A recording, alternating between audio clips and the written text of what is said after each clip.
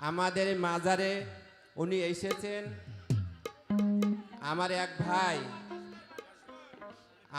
ভাই এইখানে কিন্তু সেইবার এসে আমাদের এই মাজারে এসে দোয়া নিয়ে গিয়েছে। আমরা সবাই মিলে তার জন্য দোয়া করেছি।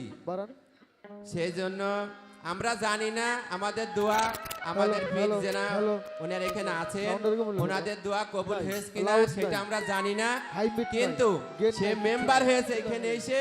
এইখানে আমরা দোয়া করেছি, আমাদের পীর মুর্শিদ দোয়া করে সে আজকে মেম্বার হয়েছে, এটা আমরা সঠিক মনে করি কি তাই না? তা আমরা একটা কথাই বলবো যে আমার ফেরদৌসী আপা এই মাজারে হয়তো আজকে প্রথম এসেছে, হয়তো আর কোনো সময় আসেনি। তা আমরা এই মাজার সামনে রেখে একটা কথা বলতে চাই। আমার ফেরদৌসী আপা নির্বাচনে দাঁড়িয়েছে 22 চেয়ারম্যান, মহিলা 22 চেয়ারম্যান নির্বাচন করবে এবার।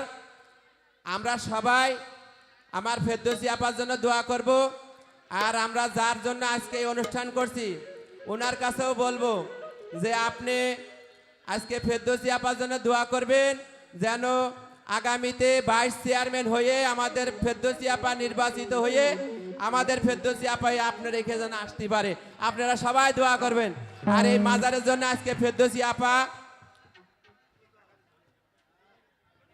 বহু টাকা, অনেকগুলা টাকা দিয়েছে। এই মাজার কমিটি যে আছে তাকে বলবো এই টাকাগুলো যেন নিয়ে যায়। সবাই ভালো থাকেন। তোর কাছে দেবো? তো আমি চিনি নে, ও তো চিনি।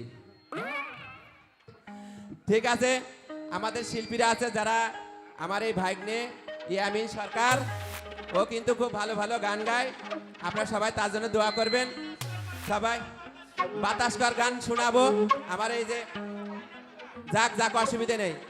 আমার ভাগ্নে আজকে অনুষ্ঠানটা আরম্ভ, যদি একটা মাজারে এসেছে বুঝেছেন, গাবো।